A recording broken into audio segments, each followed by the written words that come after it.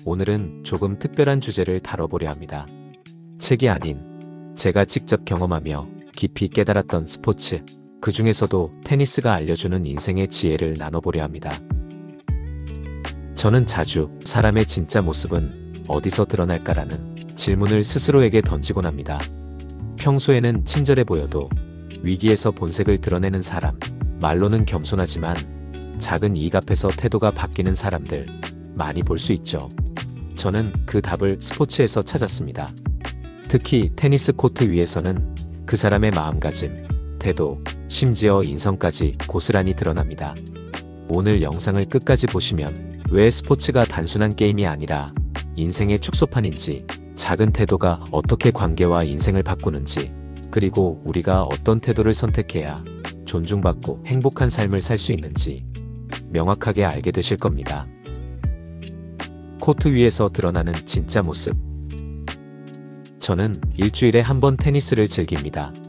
처음 만나는 사람과도 공을 주고받다 보면 단 몇 번의 랠리만으로 그 사람이 어떤 태도를 가진 사람인지 자연스럽게 알 수 있습니다. 공을 먼저 주워오는 사람, 끝까지 포기하지 않고 뛰는 사람, 약속 시간보다 먼저 와서 몸을 풀며 준비하는 사람. 이런 분들을 보면 존경심이 절로 생깁니다. 반대로 늘 늦게 오는 사람, 공을 줍지 않고 대충대충 치는 사람, 파트너를 배려하지 않는 사람. 이런 모습은 그날의 운동을 무겁게 만들고 주변의 에너지를 꺾어버립니다. 작은 습관이 인생을 만든다. 스포츠는 습관의 연속입니다. 공 하나를 대하는 태도, 파트너에게 건네는 한마디, 공을 주워오는 작은 행동. 이 습관이 쌓여 결국 그 사람의 인생 태도를 드러냅니다. 코트 위에서의 모습은 곧 인생을 살아가는 방식이다. 꾸준히 연습하며 성장하는 사람은 일상에서도 성실합니다. 반대로 책임감 없이 운동을 대하는 사람은 삶에서도 비슷한 모습을 보이곤 합니다. 군자는 기가 아니다. 철학과 태도의 연결. 여기서 저는 공자의 한 구절을 떠올립니다. 군자는 기가 아니다. 이 말이 무슨 뜻일까요? 여기서 기란 그릇이나 도구를 말합니다. 국그릇은 국만 담고 술잔은 술만 담듯 정해진 기능만 할 수 있는 제한된 존재를 의미합니다. 공자가 말한 건 군자란 단순히 하나의 기능만 할 줄 아는 사람이 아니라 넓은 안목으로 상황에 맞게 판단하고 여러 역할을 감당할 수 있는 사람이라는 뜻입니다. 이걸 테니스와 연결해보면 이해가 쉽습니다. 코트에서 나는 공만 치면 되라며 오직 라켓만 휘두르는 사람은 그릇과 같습니다. 기능은 하지만 더 이상은 하지 않습니다. 반대로 군자 같은 태도를 가진 사람은 다릅니다.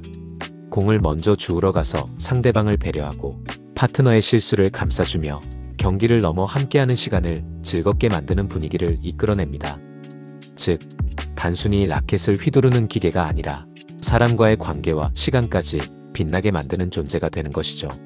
이게 바로 군자는 기가 아니다라는 말의 진짜 의미입니다. 삶을 단순히 하나의 기능이나 역할에 국한하지 말고 더 큰 안목과 다양한 태도로 살아라. 태도의 힘. 제가 운동하면서 만난 한 분이 있습니다.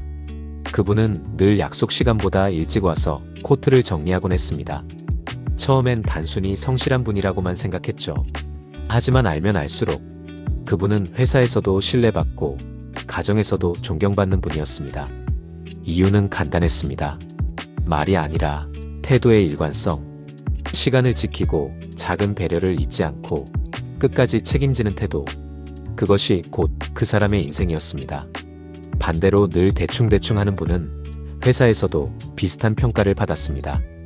코트 위의 태도가 결국 삶에서도 반복된 겁니다. 스포츠 스타들의 교훈.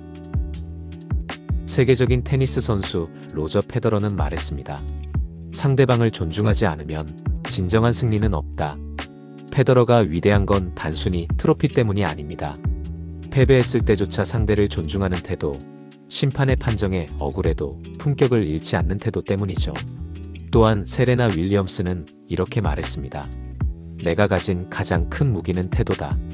그녀가 보여준 건 단순한 힘이 아니라 꺾이지 않는 태도였습니다. 결국 탁월함은 실력이 아니라 태도에서 완성되는 겁니다. 삶에 적용하는 법. 이제 이 이야기를 어떻게 내 삶에 적용할 수 있을까요? 크게 4가지를 기억해 보시길 권합니다. 1. 시간을 지켜라. 약속을 지키는 습관은 곧 신뢰입니다. 운동에서 시간을 지키는 태도가 결국 인생에서 신뢰할 수 있는 사람을 만듭니다. 2. 작은 배려를 실천하라. 공을 먼저 주워오거나 파트너를 격려하는 한마디. 이 작은 행동들이 관계를 따뜻하게 만들고 인생 전체를 바꿉니다. 3. 끝까지 최선을 다하라. 점수가 불리하더라도 포기하지 않는 태도. 이건 경기뿐 아니라 인생에서 위기를 이겨내는 힘이 됩니다. 4. 혼자가 아니라 함께하라. 단체 스포츠를 통해 배우는 협력과 존중의 태도는 삶을 풍요롭게 만드는 최고의 자산입니다. 철학과 뇌과학의 만남. 아리스토텔레스는 말했습니다. 우리는 반복하는 것의 결과다. 그러므로 탁월함은 행위가 아니라 습관이다. 뇌과학도 같은 이야기를 합니다. 운동할 때 분비되는 도파민과 세로토닌은 단순히 기분을 좋게 하는 게 아니라 나는 할 수 있다는 자기 신념을 강화합니다. 즉, 코트 위의 긍정적 습관은 뇌에 각인되어 삶 전체를 바꿉니다. 단체 스포츠가 주는 삶의 지혜. 스포츠에는 2가지 형태가 있습니다. 혼자 즐기는 개인 스포츠, 그리고 함께 뛰는 단체 스포츠가 있습니다. 테니스는 얼핏 개인 종목처럼 보이지만 사실은 파트너와 함께 호흡을 맞추고 상대방과 공을 주고받는 관계 중심의 운동입니다. 그래서 테니스 같은 운동은 단순히 몸을 단련하는 차원을 넘어 사람과 더불어 사는 지혜를 배우게 해줍니다. 공 하나를 놓고 누가 먼저 주우러 가는가, 승부가 기울어질 때 서로를 어떻게 격려하는가, 작은 실수를 했을 때 파트너를 어떻게 대하는가, 이 모든 순간이 결국 우리의 인생관계를 비추는 거울이 됩니다. 왜 단체 스포츠가 삶을 풍요롭게 하는가? 심리학 연구에 따르면 함께 운동하는 사람은 혼자 운동하는 사람보다 삶의 만족도가 더 높고 스트레스 지수가 낮다고 합니다. 그 이유는 간단합니다. 사람은 관계 속에서 성장하기 때문입니다. 혼자 하는 운동은 체력을 키워주지만 단체 스포츠는 체력과 더불어 마음의 건강, 관계의 풍요로움을 함께 키워줍니다.